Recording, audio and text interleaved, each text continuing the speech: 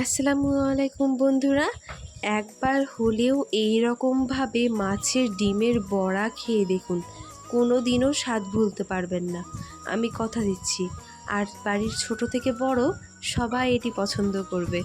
আর এটা খুবই সহজে বানিয়ে নেওয়া যায়, আর খুব কম উপকরণেই একদম ঘরোয়া উপকরণ দিয়েই বানিয়ে নেওয়া যায়। তো চলুন ভিডিওটি আর দেরি করব না, শুরু করা যাক। তো দেখতেই পেলেন ওখানে ওই মাছের ডিমটা ভালো করে পরিষ্কার করে নিচ্ছে। আর এখানে আমি ছাদে চলে এসেছি লেবু নিব তার জন্যে। তো আর এখানে হচ্ছে আমার নানি করেছিল চালের আটার সেও। তো এটা আমি ভিডিও করেছি, আপলোড দেব, তখন দেখে নিন। তো যাই হোক, এখানে দেখতেই পাচ্ছেন একটা লেবু পেরে নিলাম। লেবুগুলো এখনও অতটা বড় হয়নি, তো যাই হোক ওটাই পেরে নিলাম, কি আর করা যাবে। তো এখানে নিচে চলে এসে এবার ওই লেবুর রসটা এই এর মধ্যে ডিমটার মধ্যে দিয়ে দিতে হবে। আর মাছের ডিমটা খুব ভালো করে পরিষ্কার করে নেওয়া হয়ে গিয়েছে, সেটা তো দেখতেই পাচ্ছেন। তারপরে লেবুর রসটা যাতে পুরো মাছের ডিমের গায়ে ভালো করে লেগে যায়, সেই রকমভাবে ভালো করে এটা মিশিয়ে নিতে হবে। আর এই যে দেখতেই পাচ্ছেন কত বেরিয়েছে, নোংরা বেরিয়েছে, এগুলো সব ফেলে দিতে হবে। আর পরিষ্কার মাছের ডিম দিয়ে এটা হবে। তো তারপরে এখানে কিছু উপকরণ নিয়েছি, কাঁচা লঙ্কা, পেঁয়াজ, লবণ, হলুদ গুঁড়ো, চাট মশলা, সমস্ত জিনিসগুলো একটি পাত্রে নিয়ে নিচ্ছি।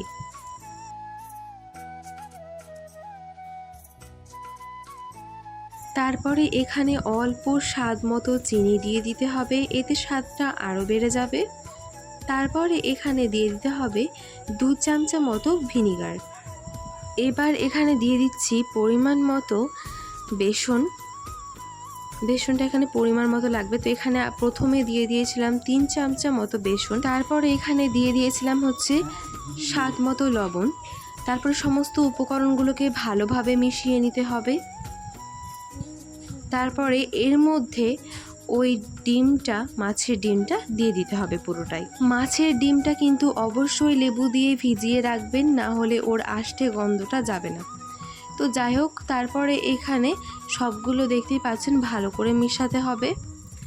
এবার যদি ঘনত্বটা মনে হয় যে না ভালো হয়নি, তখন এতে দিয়ে দিতে হবে আবারও পরিমাণ মতো বেসন।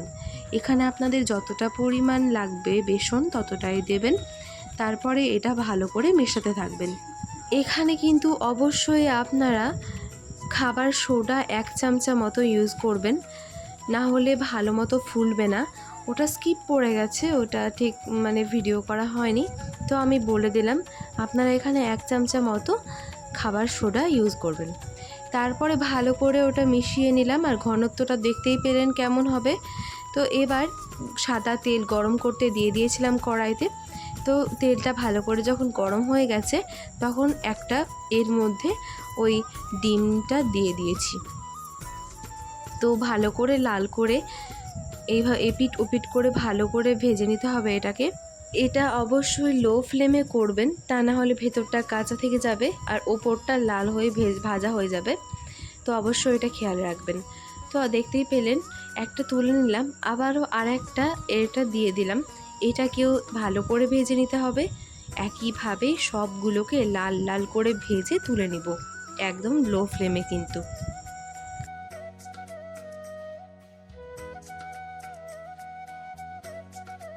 তো আমাদের সবগুলো সুন্দর করে ভেজে নেওয়া হয়ে গিয়েছে। এবার আমরা এখানে একটা তুলে দেখিয়ে দিচ্ছি এবং ভেঙে দেখিয়ে দিচ্ছি যে ঠিক কতটা সুন্দর হয়েছে। ভেতরটা কিন্তু একদম কাঁচা নেই, আর ওপরটাও মুচমুচে ক্রিস্পি করে ভাজা হয়ে গেছে। তো এইভাবে একবার হলেও করে দেখবেন, আশা করব আপনাদের অনেক ভালো লাগবে। ভিডিও ভালো লাগলে আমার চ্যানেলটিকে সাবস্ক্রাইব করে পাশে থাকা বেল আইকনে ক্লিক করে অল নোটিফিকেশন অন করে দিবেন। এতে আমার নতুন নতুন ভিডিওগুলো সবার আগে আপনার নোটিফিকেশনে পৌঁছে যাবে। আর যদি ভিডিও ফেসবুক থেকে দেখেন, তাহলে অবশ্যই পেজটিকে ফলো করতে ভুলবেন না। তো আজকে আমি এখানেই বিদায় নিচ্ছি, পরবর্তী অন্য কোনো ভিডিওতে আবারও দেখা হবে। ধন্যবাদ।